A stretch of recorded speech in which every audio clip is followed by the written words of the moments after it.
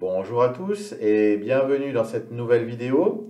Je suis Marc, HB9GXEP, et aujourd'hui nous allons parler des pertes en ligne et de l'atténuation des lignes d'alimentation sur les antennes, les coax et autres échelles à grenouilles.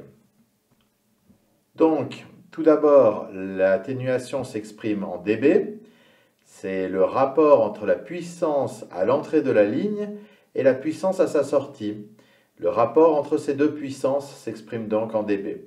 Elle dépend de trois facteurs, qui est la qualité de la ligne, le coax choisi ou le type de ligne choisi, les matériaux qui la constituent, de sa longueur, mais aussi de la fréquence utilisée. Plus la fréquence est élevée, plus l'atténuation est grande.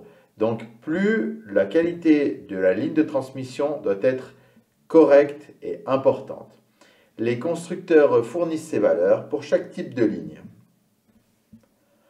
Voici maintenant un tableau qui représente sous forme de graphique la perte en dB en fonction de la fréquence pour deux types de coax très communs, le RG58 et le RG213, pour une longueur de 100 mètres.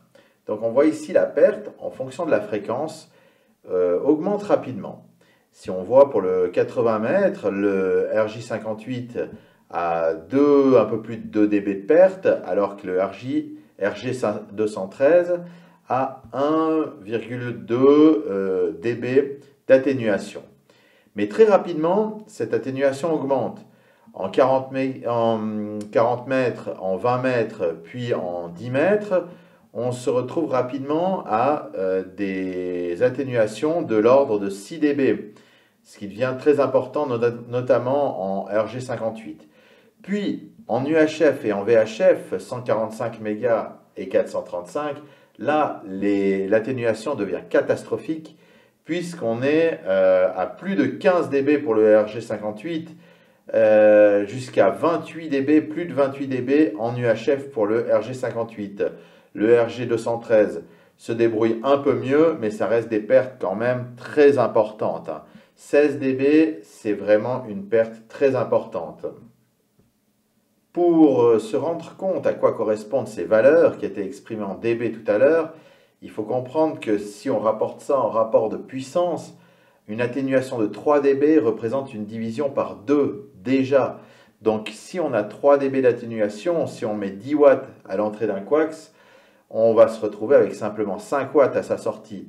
Idem à 6 dB, une division par 4, à 10 dB, une division par 10, et ainsi de suite, jusqu'à 40 dB où on a une division par 10 000.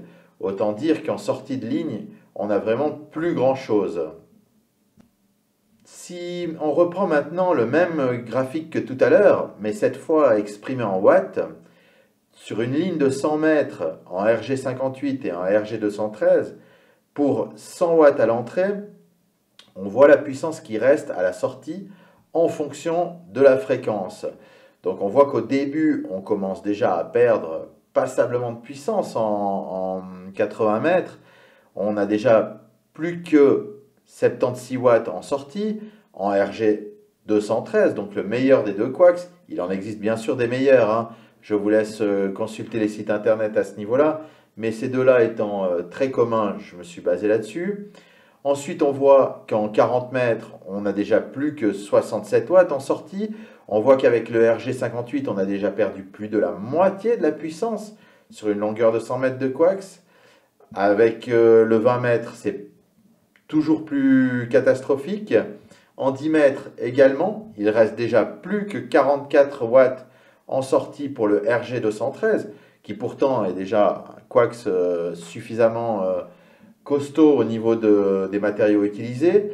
Puis alors en 145 et en 435, c'est-à-dire en UHF, VHF, là les pertes sont réellement catastrophiques, puisqu'on voit qu'en sortie, il reste respectivement 2,5 et 0,1 watts en sortie de coax en UHF, donc à l'antenne.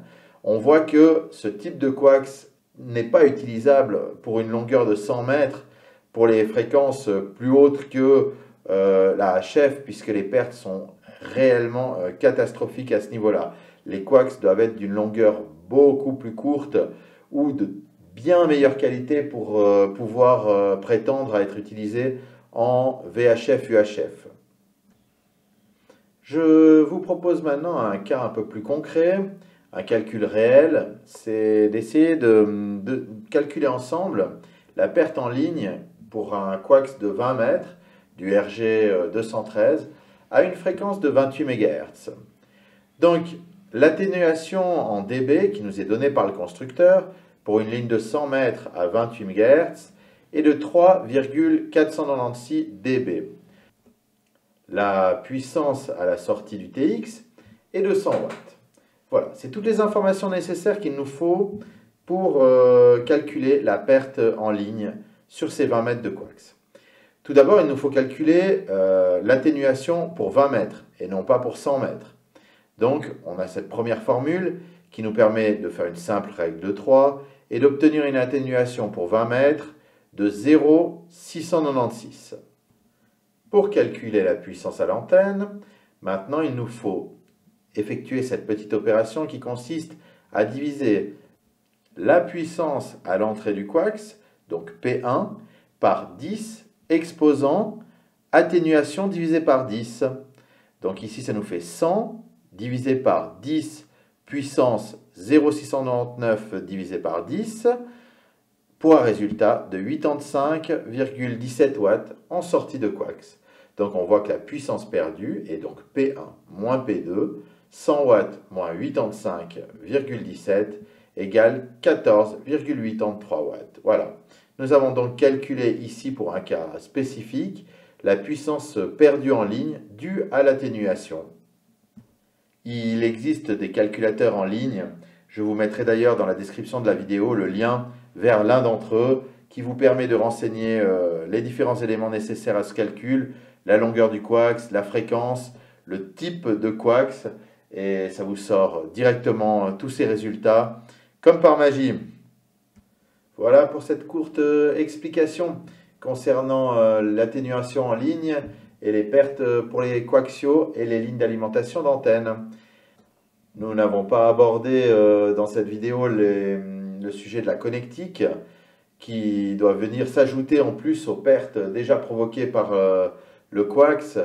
L'utilisation d'une connectique non adaptée, particulièrement en UHF, provoque également des pertes qui viennent s'additionner à celles déjà engendrées par un coax de mauvaise qualité.